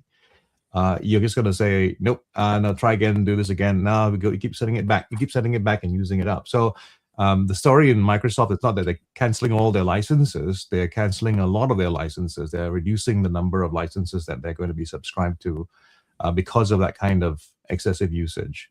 So I think of this a little bit like, just purely on the business side of things, I think of it the way there were protests about fuel and fuel consumption and cars back in the day, right? They said like all these gas guzzlers, and we should not use this, protect the environment, all the different reasons for not using petrol. And at the same time, you had the people who got so excited about using cars, and they got really into the cars. So there is that thing happening simultaneously. If you talk about the cost, for instance, if Microsoft begins to cancel their licenses, where you'd lose your corporate account, I'm going to see a lot of individuals who work for Microsoft who used to use this thing on a paid account. The bill is going to shift to them. They're going to start using their own accounts to do such things as well, because it's still a necessary tool. It's the thing that they're going to use. So I don't see the bill being paid the usual way, but I think the bill is going to be paid in a different way. I mean, you may have heard about the latest news, which looked like clickbait when I saw it, but then I saw the source and went, oh, it's real. Meta is introducing subscriptions for Instagram, Facebook, and the other properties. And I thought, okay, this is new. And that's also coming from a point of view because they've invested so much in AI. Now the investors are going like, okay, let's see what we can do about revenue. So the pressures on the bills are being shifted around, but I think there's still a lot of enthusiasm for the use of the tools. The question is whether the bosses are going to say, well, we'll pay for those, right? I mean, I think I paid for you as a person who knows how to use these tools. Maybe you should put some of the bill, when you were doing this thing. Like it's like your gym memberships. I think things are shifting around where companies are not paying for everything now. They're just paying you enough so you can afford it yourself. But I don't think that's a fair argument, because I was there at the beginning of all of this when they wanted to do the monthly subscriptions, right? And there was no appetite for it, so they came up with an advertising model. So we are the product. Our data is the product. They're taking our data to program AI. They're advertising to us. They're doing all this sort of stuff, and then they're going to add a monthly bill. And what percentage of the world doesn't have a credit card? What is it, 3.2 billion people on Facebook these days? So what percentage of their customers can even pay a monthly service? And if I do pay a monthly service, which I probably would, because, I keep in touch with my mum and my sister and my brothers and extended family, right? Do I still have to suffer the ads? Do I still have to suffer all the other bullshit that they've been putting on me for all these years, right? So, okay, that's fine, but how well is this being thought out? And then you go back to the AI question, because they're desperately trying to get us all onto Meta AI. I won't go anywhere near it. That's one of my protests. Grok and Meta AI, no, they can get stuffed. But yeah, if I pay, what's going to be different for me? Can I get control of my own algorithm? Can I, all that sort of stuff? Or is it just going to be, I'm just going to pay for what they currently offer and everyone's leaving? I mean, think of your community on Facebook. How many of them are really, really active anymore? It's a tiny, tiny percentage. And it's not because the algorithm isn't showing me their feed. People are sick of it. They're just, maybe once a week, they'll go and see what their family or friends are doing, but they're sick of it. So, I don't know. Was there anything about that? I haven't read into the details of it, but I think what's going to happen is pretty much the thing that's been happening with YouTube and Spotify, right? Where you get essentially you've been getting free access all this time, and we know it's getting irritating with all the ads and stuff. And so that incentive is really to kind of move you to a paid subscription. So you're paying for not getting the ads. And I think that's kind of it's a hybrid way of solving the revenue crisis that they're having right now. Because I think I don't know. I haven't been on Facebook very much. I'm not sure what the ad situation is. But I've been on YouTube. YouTube's pretty busy with ads if you're not using any kind of filters to prevent them from showing up. And I've thought on occasion I should maybe think about going onto YouTube Premium just to avoid all that stuff. The thought leaves me very quickly because I'm Eurasian. But I think that's the way that model kind of works, and I think it works actually. For a good part, enough of the market. I think all you need actually is enough of America. Usually that's the thing. You just have enough of America think that I need to do that, and it will be done, and it will make it viable. So the rest of the world may behave differently, but I think for platforms, like Meta, especially, I think a lot of the revenue that drives Meta doesn't come from the rest of the world. So in a sense, the American consumer is subsidizing a lot of the rest of the world as well in some of these things. But we're not being. But it's not subsidizing them because. No, I mean even the advertising, as in like in the US, even if you're not paying for it yet and you are the product, the advertising that is thrown at you because you are the product, I think the Americans take the brunt of it. So when I listen to shows right now, I consume a lot of media. I hear all the ad breaks starting, but I don't hear the ads in the middle. And I think what's happening is the American consumer paying with their time is subsidizing us, right? So in a sense, we're lucky that the advertisers haven't found us yet on this side of the world. I don't know. Get onto an Indian publication. You'll get about 500 ads on one page. But I was just going to just looking. So there's 1.3 billion unbanked adults globally. I don't know if you're aware of that. That's actually a lot less than it used to be. But 75 to 80% of adults do not own a credit card. But 80% of adults now have a formal bank or mobile money account. So you look at what India did to get people onto mobile phones. And it was, you'd see these signs all up over India. You'd ring and hang up before, so you didn't get charged for the phone call. They would then call you, the business would then call you back. So they paid for the phone call. So that was how, and then all the tuk-tuk drivers would be selling SIM cards and data cards, which is how they got so many people on. So maybe it's through that, which is linked to a bank account. But like when you think about it from a logistics perspective, it's very difficult. And then, the Asia Pacific is economically as big as Europe.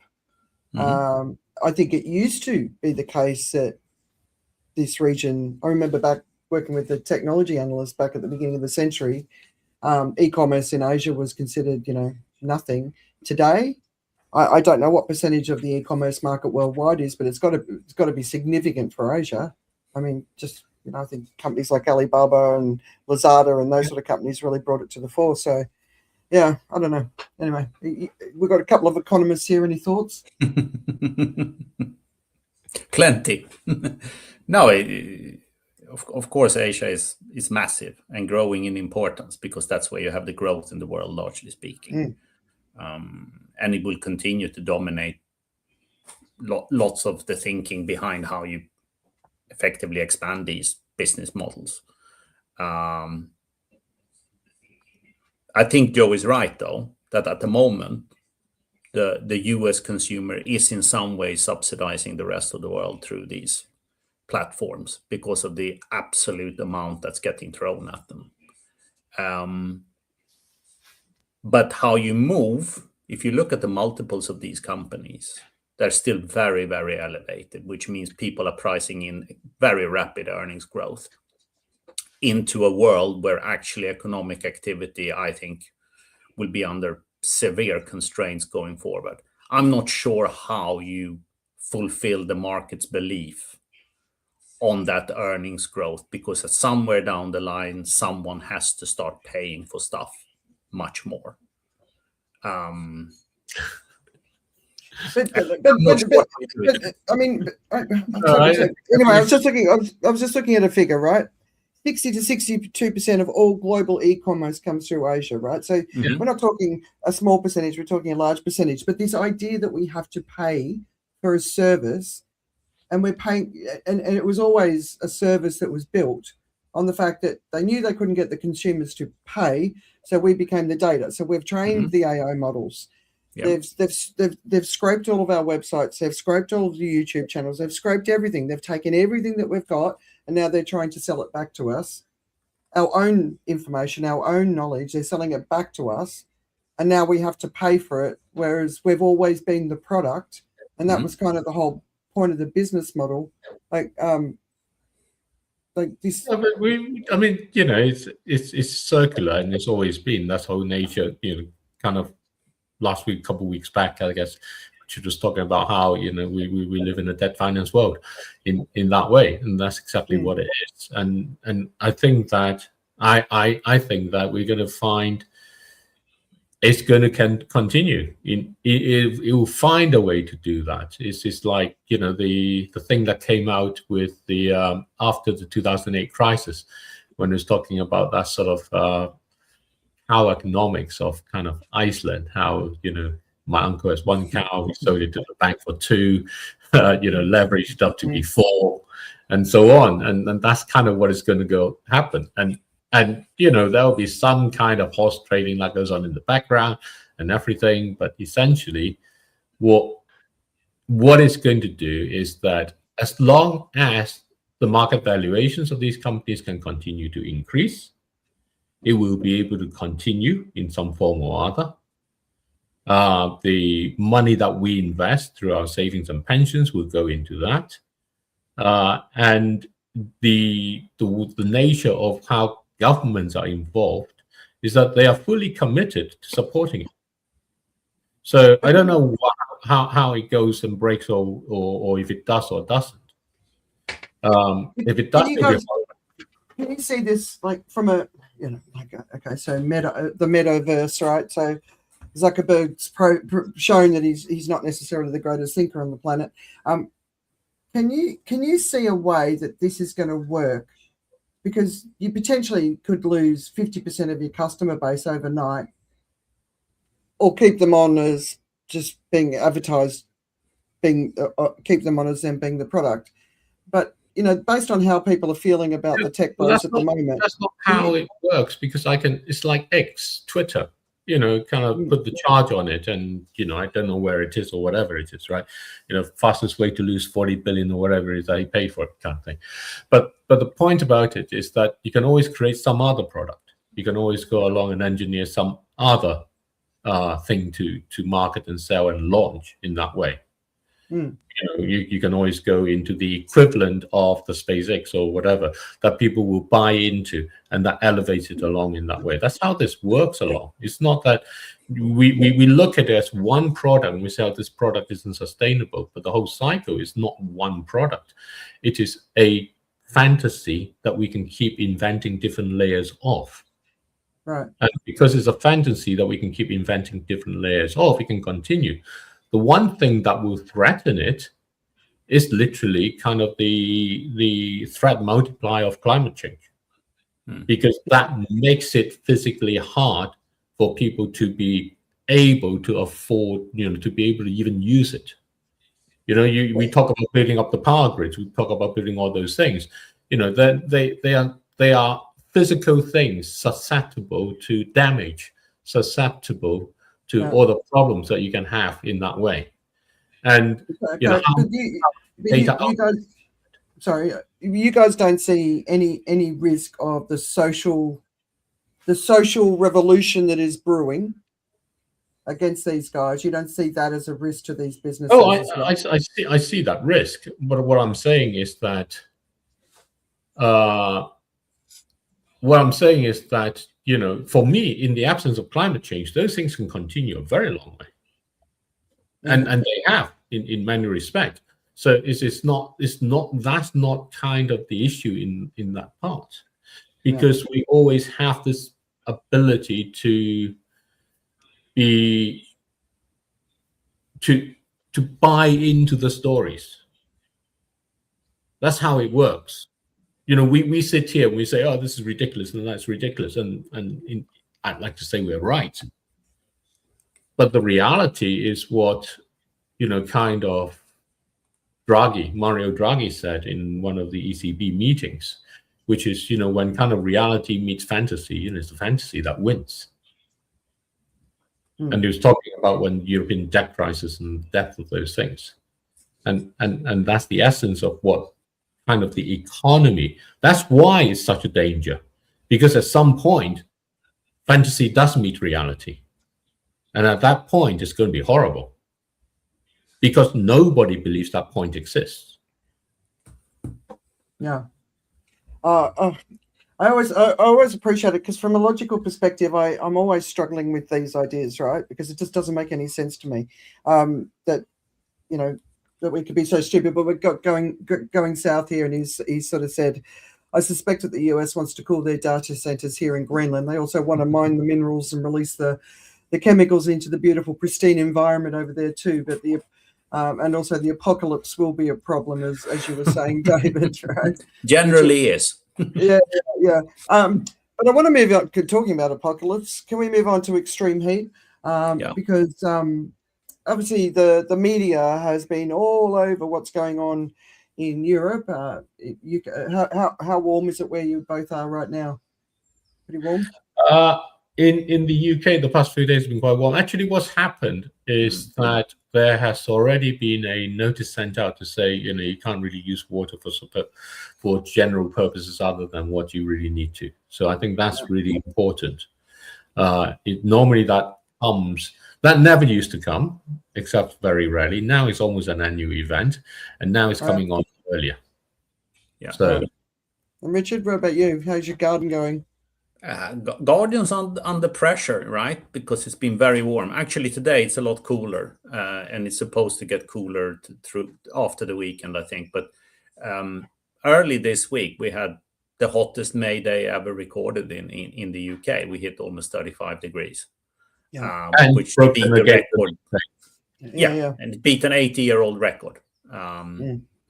And apparently, I didn't know that, but you had very extreme heat as the Allies were preparing the invasion in Normandy. Those run-up days to early June 1944 was when you set the heat record. So it stood for a long time, and it got beaten this week. And it's been super hot. I mean, the garden is taking a hell of a beating. Luckily, I have a number of water pots that I can use, but they're running out. So I'm praying for some water this weekend, which supposedly is coming. Otherwise, I wouldn't need to start using regular tap water for my plants, right? Because they now consume a lot. They're growing like crazy. Yeah, right. Yeah, I heard some of the trees in Kew Garden got hammered in this heat wave as well, which is always sad. Well, we're hearing a lot, and of course the tennis in France, and we're hearing I think 7 deaths so far, but I'm sure a lot more will be reported, including drownings. There's been a couple of pieces that are coming out from India in particular. So Vietnam's going through an extreme heat event, but in India, so one of the titles, I think it's in The Guardian, my head spins with the heat. And you hear these people, they go home at night, it's so hot they can't sleep, they get up, they're tired before they even start the day, and then they have to get through the day, and it's 45 degrees, inching up to 50 degree wet bulb temperatures, right? So I've been doing the search for morgues overflowing in news, because the only way that we know a lot of people are dying in these extreme heat waves in Pakistan, Bangladesh, India, Vietnam is with those headlines. That's the only way we'll ever know, because it will never be reported. But it's cumulative, right? And so even if they don't die, even if they make it through, the kidney damage, that sort of thing. So that's going to create more cost burden, as kidney dialysis units will have to become more common. They've already run out of water. The water's evaporating. People are walking 10 kilometers to get water, 10 kilometers in the heat. Of course, we've got the energy crisis on top. So it's a really, really, really horrible situation. One of the I don't know whether organizations basically said the next 5 years we'll probably see the hottest years. It's like, you really think? But there's a piece in The Strategist called Lethal Humidity may be one of the climate change's most overlooked threats. I'm like, what? They really haven't done the research into this? You know, and 50% of humidity could face life-threatening heat and humidity by century's end. No, we're already facing it now. Yeah. You know, it's basically next year. I think that's. I mean, I now come to believe that's part of the storytelling to say climate change doesn't matter, is to add everything on 2100. I think that's a very deliberate ploy. I mean, it's very clear that it's affecting it. As I said, you know, getting those emails about the water levels and I can't pump enough and all the rest of it. But what the climate scientists and what the climate activists and all of them say is it's at 2100. And so I think they are actually deliberately trying to say it doesn't matter. And you know, you read Carbon Brief, you read all those things. What they talk about is 2100. You listen to We Don't Have Time and all those things. What they talk about is 2100. So effectively, what they're saying is it actually really doesn't matter to you. We're in the sacrifice zone out here, then. Yeah. Yeah. Well, I mean, you know, whatever their plan and purpose is, it is not to get people genuinely engaged with how they can thrive through the crisis we are living through at this moment. And the point about climate change is that it is a multiplier of all the risks. That's why it's a polycrisis in that way, because it compounds everything along. And what those reports don't say about the water and those sort of things is some harsh realities. A person in the UK in London uses about 140 liters of water a day. Somewhere between that and 160. My friend in northwest Kenya uses 10. And somewhere between the two, we need to land. And we're not landing there because our overall water use is increasing, because every form of energy production produces heat that needs to be cooled. Yeah. Yeah. So I saw this sort of female politician in one of the states in India. Oh yes, we're having problems with water. I mean, you guys have problems with water every year. What are you doing to prepare? You know, and we've got, and this is maybe, you know, one of those AI solutions where they've got better tracking of what's going on, which water's dropping down, where it needs to be supplied. But, you know, people having to walk 10 kilometers, typically women, in extreme heat to get water so that the family can survive. But, you know, we've got the energy crisis, so which is creating, and then we've got this incredible cooling demand. The grids are failing. People can't cool down at night. There are going to be mass deaths. But it's not just that. It's also crop failures. And there, you know, the mangoes in India, don't expect them to be on your supermarket shelves once the current batch run out, because there's been a massive crop failure there. You know, there's no preparation for this, and it really drives me nuts because, you know, the people who are suffering the most are always the poorest, but they're also the people who grow the food, serve society. They're the people that deliver things to your door. 90% of Indians are basically in the gig economy. They're day workers. There's no backup. There's no care. You know, the majority of business owners do not do the right thing. I was reading a Bangladeshi garment worker story. You know, 70% of the exports out of Bangladesh come through the garment factories, right? Because of the energy crisis, they're also going through an extreme heat event, and so there's these women slumping over their sewing machines because it's too hot, and there's not even a fan, right? And these poor women are suffering, and so for me this is an extreme heat event, and it's going to be worse next year. You know, and that's the thing. It's going to be much worse. And one of the things, so two things along, not to kind of hold back from moving forward in that way. One is when Richard and I wrote our book, The Unsustainable Truth, the starting chapter was about the California water system. And the point about that was an example of what we were doing when we face something like this, which was to let the problem run out. they had this massive plan of how they can deal with the fact that they have enormous over extraction of water, and water was becoming a problem. And what it ended up being was that, and they was divided into counties, and everyone can come up with their solutions and stuff. And they all basically proposed how they can deal with it in terms of what they can do forward after whatever. But nobody really addressed what they were using the water today. It was trying to stabilize it to some level that it would naturally run out. And that's the same with our climate situation and everything else, is that we're not actually reviewing genuinely what we need. And the other part of this is quite simply that, this is going back to the meta and the AI and who's going to pay for that and all the rest of it, is that between fantasy and reality, we all love the fantasy and buy into the fantasy. But at some point, reality comes. Yeah. So there are going to be those people who are kind of like saying, okay, what does it mean for me if reality comes? And there are those people who go along and say, actually, it's the fantasy I like to live with. Red pill, blue pill. Yeah. We're kind of in that world. Yeah. All right, Joe, you've been quiet. Give you a chance to speak because we got your AI stories in early. Anything else that you want to add to this? I was just thinking about the way when we talk about reality setting in, what actually happens is there's a change in tide.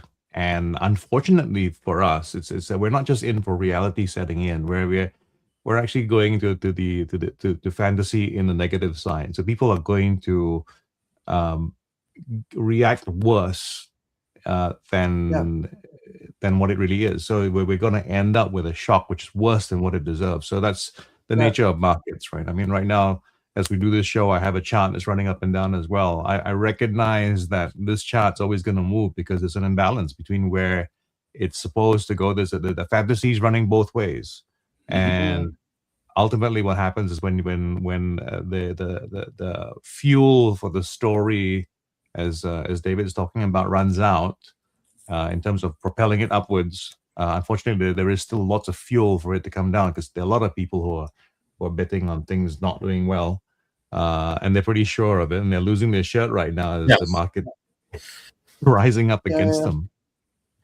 Right, I'm just sort of looking at the time. So just a couple of things. I was a bit alarmed to hear that I've been paying attention to Thwaites Glacier or the Doomsday Glacier for many, many, many years, and I've had lots of interesting conversations about it. But basically, the scientists are saying it's going to disintegrate within days, weeks, but definitely this year.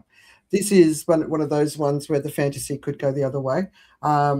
Australia is suing 3M for 1.4 billion over PFAS, which is forever chemicals pollution, contamination, which I was happy about. And in Indonesia, they have these glaciers, which are called the Eternity Glaciers. And I think it's such a beautiful name for glaciers. Anyway, they're gone. Sorry about that. I won't make it nice. The Iran war, let's see what happens there. And there's a lot of other things going on. A measles outbreak in Bangladesh has killed more than 500 children, which I find really frustrating. You've had a young girl get raped in the UK, and the boys were let free, which has caused the appropriate level of disgust. And then China saw more than 90 people die in a coal explosion. So lots going on. It's all good fun. Keep the faith. I think my greatest concern is that the whole world's going to sink into despair at the same time, which isn't going to help us either. So that's why we like to have a bit of a giggle on this, even though we're talking about serious stuff. Eternity. This could be the reason why in the US they're fast tracking now the approval for psychedelics. Yeah, exactly. No, I think stuff like that's going to be important. Yeah. It is. Yeah. Well, the administration needs them. Well, yeah. I think they could do with something else, but anyway. I think, nothing's certain. Sometimes I wake up and I'm like, are we still here? Yeah, we're still here. So, day by day. Day by day. It's the only way. There's a lot to be said about how you can look at life and get a perspective on it, right? So, when Mark Burnett was tasked with the idea of coming up with a show, he thought about the idea and said, okay, well, to make something like that is commercial, that can can really get the audience. What you need to do is figure out how do you make a pizza something extra special. And so what he came up with was the format of Survivor, right? So where you are put in a place where you don't have very much, you're deprived of things, and you have to compete with each other. And the reward then is a simple Domino's pizza. It makes that pizza so much more valuable and delicious and all that kind of stuff. So like, earlier when Nicola was talking about things, before she mentioned it, I really wanted to say the thing that I think keeps people going is the thought that there is a bar nearby.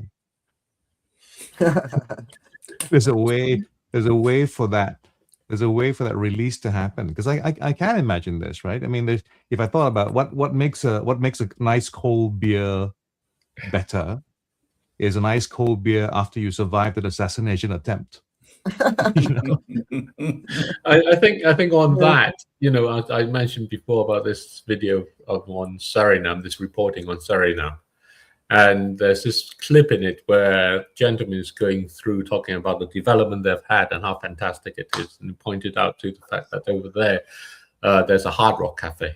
And on the other side, there's a Chuck E. Cheese. And those are kind of the symbols of the height of the development that they've achieved in that way. So the pizza being valuable, it's definitely working along there. Although neither of them serve the pizza, but Yeah. Well, it would be the only time I'd eat a Domino's pizza after deprivation. I can't stand them. the sweetness. All right. So what are you doing to keep yourselves distracted from the serious stuff going on in the world? Who wants to go first? Well, I would say, I finished my white paper, or at least the second draft of it. And so it's again, we did this thing together, Richard and Andrea. That's how we met with It's For You. And this is kind of carrying that forward, It's For You. And so that's what I've been about. And it's been really kind of very much like what Nicola is talking about. How do you, as a local entity or individual, whatever it is, help yourself thrive and go forward with that? Leave the agendas out and those sort of things, and then connect that with what I've talked before about Thrive Coins and what I've talked about before of how, kind of you can use what you are to connect with people through events that I call We're Always Glad You Came. I think what I realized about it from after reading the Pope's encyclica about this is that these are events where you use what you are and what you do, not to promote it, but to listen, to engage and listen. Because when you do that, you know how to take that on rightly to the next step. And that's quite different. That's a different realization. I think that's the point that the Pope was making. Which is the difference in that sense between the fragmentation of the Tower of Babel, which created all these different things. But the point is that was a fragmentation where people didn't listen to each other. And that's the essential difference. Well, this AI data center revolution that's happening in the US, one of the things that is positive is it's bringing people together that are from very, very different political backgrounds. Yep. I mean, it could be the greatest thing. Yes. Just that. So, well, we need a crisis to bring us together in some sense. Yeah. And if that's what it takes, right. Yeah. Oh, well, you'll have to send us the draft. Yes, I will. Yeah. I'm going through the spelling. Horrible spelling. Sorry about it. How can you be a horrible speller today? Everything gets done for you. Oh, I'm not using any of those things. Yeah, good for you. Yeah. All right, Richard. Yeah, but his neighbor keeps complaining about the sound of a typewriter. The quill is scratching on the paper. So, Shocking. Richard, maybe it's time to put some tropical fruit and veg in the garden. I have planted avocado. We'll see how that goes. That takes a long time, experiment.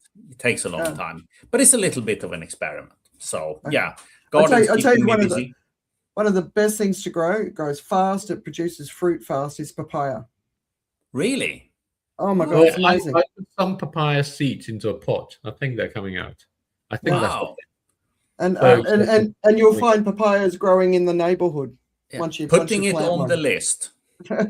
Papaya. We're going to try that. Learn to do a good salad. They're amazing, really amazing. Wow, did not know that. Then recommended is to rewatch the Sergio Leone trilogy with Blondie, Clint Eastwood from the 60s. My God, they're good, those movies. So I'm taking it all the way to the conclusion with The Good, the Bad, the Ugly. And it's a phenomenal movie. I used to love Clint Eastwood, but he's such a pig of a man now. I can't watch anything he does. You have to give him a bit of leeway. The dude is in his 90s. Come on. I know, but you know, it's like supporting Elon Musk when when you find out all these people are dying. Kind of like, the whole trilogy is so good, and it's basically done with a shoestring budget. And it's the simple storytelling, right? And the finale of the build up and the finale in The Good, the Bad, the Ugly is sensational. So Sergio is one of those. Sergio. Yeah, I used to like the one. Leone. What was the one he used to do with the monkey? Clint Eastwood. Jim. That's the 70s bit, isn't it? Yeah. I vaguely remember it. If Going South's a true fan, he'll know. All right, Jay. Well, I like to consume my media in large binges, and right now what I'm doing is I'm going down the QI valley. So QI, that series, it's in the UK. I think it's BBC. I kind of enjoy it. It's a panel show, and it's just a bunch of smart, clever, funny people having conversations about history, usually, and nature and stuff like that. Who's your host at the moment? A very, very fun show. Who's your host? Beg your pardon? Who's your host? The host is Sandy Thwaites. She's a diminutive lady from Denmark who has a pretty good, clean, fast sense of humor, and she took over from Stephen Fry. So there's a kind of pedigree that goes on for the host of the show. It's a different kind of show. It's I think for most of the other shows that are on the air in the UK panel shows, there's usually a much greater degree of innuendo happening there. There's a little bit more of wordplay going on this particular show, and the panelists are pretty good at keeping each other in check, as well as in, like, they'll go for the pun, but they get punished. Yeah, right. Nice. Anytime Stephen Fry pops up, so he's doing some pretty interesting work. He's got his own YouTube channel, but it's always about language and culture and art and stuff. If he ever pops up, he's always worth a look. I watched Ladies First. Have you guys heard of it? Sacha Baron Cohen. It's his newest movie with Rosamund. I can't remember her name. Anyway, so basically he hits his head, wakes up to a world where women are in charge and men are delicate accessories, including you can get a testicle bra from Victoria's Secret. Oh, I saw that. Yeah. I watched it with I think Lex was watching it. Yeah, Jax is not interested in watching anything with us. Yeah. And he was like, you could see him. So it's Burger Queen. Like all the ads are like a hunky guy on the side of a bus, and you can sort of see at the beginning when he didn't know what it was about, whereas I did. He was kind of like, whoa, what's going? And I actually want to watch it again because there were so many stories in the background that you missed by staying in the actual show. But I really recommend it. It's a really it's just a good twist, right? And it's got some great lines in it, and it's got this sort of twist along. It's kind of like, and one of the lines I like best, I can't remember exactly how to say it, was kind of having balls, and the response was what those sacs outside your body that you scream as soon as they're kind of like touched. Exactly. Like balls, it's like the most vulnerable thing you can have. Well, in the days of rising misogyny, I think it's a fun way to sort of have a look at the topic. So I recommend it. But the ending was a bit disappointing. I'll say that. Yeah, no, it didn't. Don't spoil it for me. Whoa, wait, hang on. It didn't get the greatest reviews, but I think the ending should have been a real sucker punch, but it wasn't. some of these concepts are hard to land as a plane, and I think. But there's another show that you just reminded me of, which if you haven't watched it yet, I truly recommend it. It's The Invention of Lying. Oh yeah, no, that was hard. I couldn't do that. I found it with Ricky Gervais, right? Yeah, Ricky Gervais, correct. Yeah. I just found that really. It was so bizarre that it was hard to watch it. Yeah, it was kind of like watching. I think of the most awkward, like a Carry On movie. You just kind of like the whole time you're like that. It's so awkward. Okay. That's okay. Yeah. But yeah, I don't know. Talk about it. Give everyone the essence. Well, it's the world basically that the story is about a man who's in the world where everyone is compelled to tell the truth. Everyone just tells the truth. So advertising is all upside down. People come in and ask questions and get real, direct, honest answers. It is, in a sense, it's the PC person's worst nightmare. It's every single nice lie you want to tell isn't told at all. So it's like it's just absolute stuff. How are you today? Oh, I'm really feeling quite. I'm actually regretting meeting you right now, but there's no. Or you look fat. No nice things involved. It's and of course there's the whole thing about before we. I won't spoil it for you, but I mean, it starts off in a world where there is no religion as well. But it's something that is considered in the movie as well. But go catch it. I think if you go in with the right frame of mind, perhaps the right beverage. It'll work. There's no membership of the shit show. It's just come and join us every week. It's been great to have your comments. I don't know how to say your name, so I'm gonna Siak. So that's Nico. Is it Nico? I think it's Nico. Oh, there he is. Okay, I can see the photo now. All right, so we're on films, just to throw one last one in, there was one called Yesterday, which was made in 2019, which is absolutely fantastic in the frame of kind of, the invention of lying type thing. This was a world that forgot the Beatles. It's very funny. Very, very funny. It's really great. So if you get a chance, Yesterday, the world that forgot the Beatles. Yeah, I remember watching that. I want to watch Missing Figures and Alan Brockovich again. That's I think I'm going to do this weekend, as long as Steve agrees. Right. So on Wednesday, Going South, we're launching the free open air Eco Film Festival on our podcast. Cool. Oh, fantastic. That's in Greenland. So he's one of the Extinction Rebellion co-founders in Europe. That's my understanding. So yes, it means we talk in. Okay, got you. All right. Great weekend, everyone. Thanks for everyone who joined us in the chat. And have a good weekend, and we'll see you next week after some more shenanigans. Always. Yes. And I'd love to connect with the guy on Going South if there is any kind of interest. So reach out, please, and I'll share my draft white paper. What we can do. So go with Gaia. Yeah.